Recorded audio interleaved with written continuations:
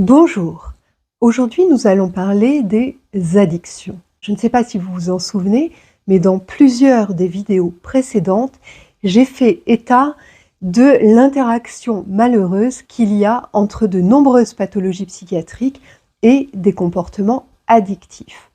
Dans cette vidéo, nous allons préciser un peu davantage ce qu'il en est des addictions.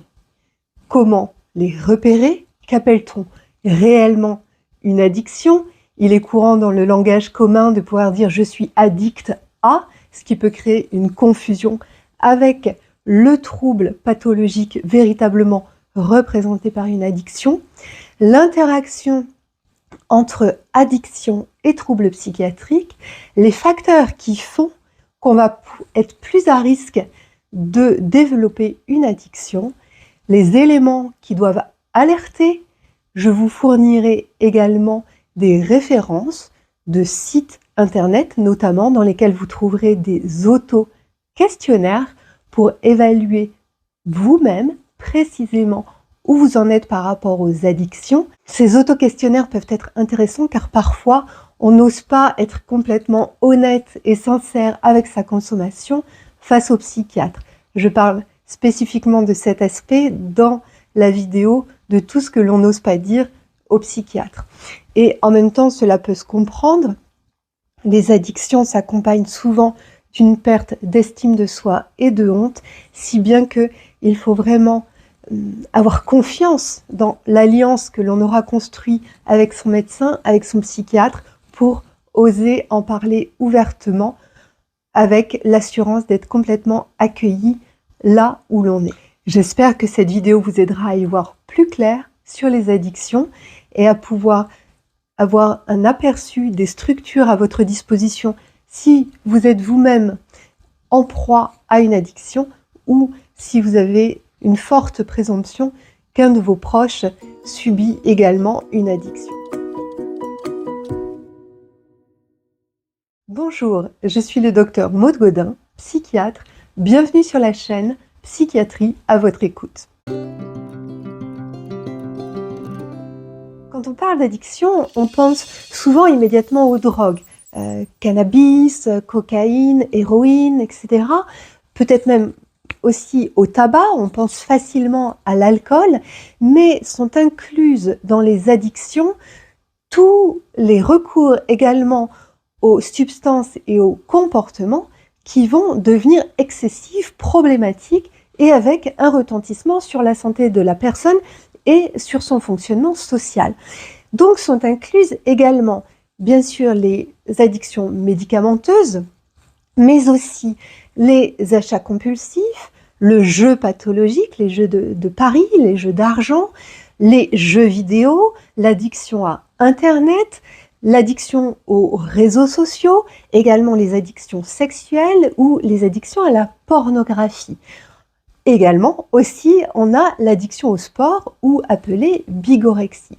Donc, dès qu'un comportement va devenir quasiment dicter le quotidien de la personne et l'envahir et le rendre esclave, finalement. Une addiction, c'est quand on devient esclave d'une substance ou esclave d'un comportement auquel on ne peut plus échapper et qu'on est obligé d'accomplir dans le cas d'un comportement ou de consommer dans le cas d'une substance, sinon on a une véritable détresse, une véritable souffrance qui s'installe.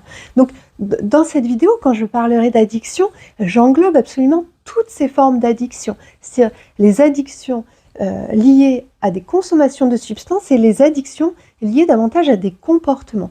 Et d'ailleurs, en addictologie, comme dans les centres actuellement qui accueillent tous les soins d'addictologie, je vous en parlerai plus tard dans la vidéo, mais aussi dans les manuels qui décrivent ces troubles, il n'y a absolument aucune distinction de fait entre les addictions liées aux substances et les addictions liées à des comportements.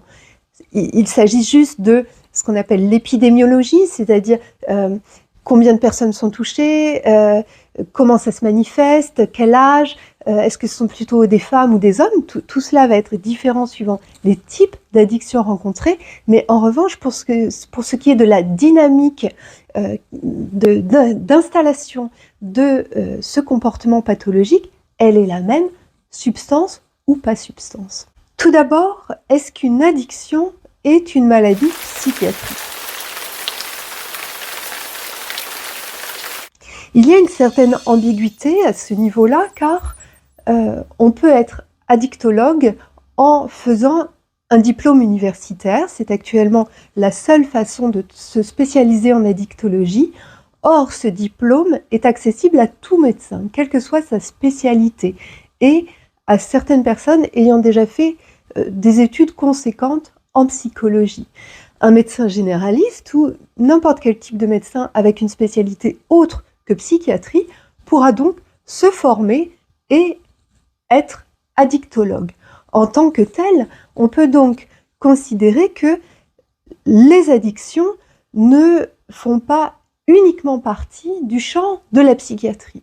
Et pourtant, les troubles liés aux addictions sont répertoriés dans ce qui s'appelle le DSM, c'est-à-dire le manuel diagnostique et statistique qui inventorie et décrit tous les troubles psychiatriques. De la même façon, le psychiatre sera de fait amené à accompagner des troubles addictifs.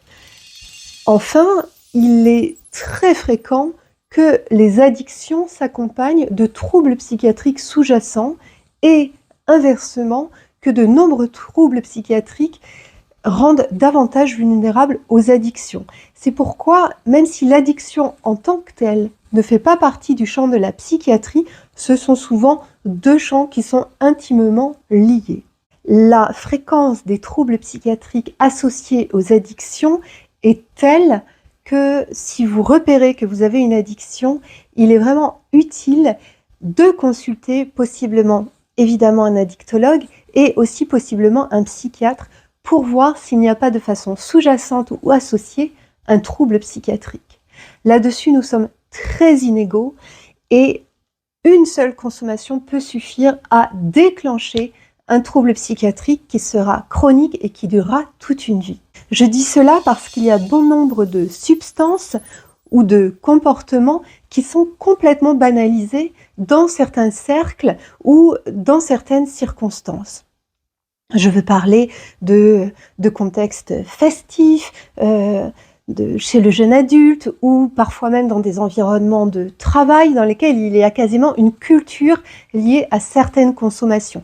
Et quand je parle de certaines consommations, je veux aussi bien parler d'alcool que de drogue, que de devoir arborer une certaine apparence et du coup favoriser certains achats excessifs pour certaines personnes qui voudraient appartenir au groupe mais qui n'auraient pas les moyens de pouvoir s'en donner les codes extérieurs.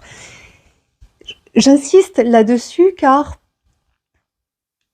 dans les contextes souvent festifs qui baignent ces recours aux substances ou cet encouragement à adopter certains comportements, il y a une insouciance qui fait que souvent on ne mesure pas l'impact que peut avoir cet encouragement envers une personne. Ou même, on peut voir une stigmatisation de la personne qui ne voudrait pas s'associer à ces comportements. Ah, tu veux pas boire, t'es vraiment pas sympa, ou allez, consomme avec nous, c'est pas un peu de cocaïne qui te fera du mal, ou on fait une virée shopping, etc.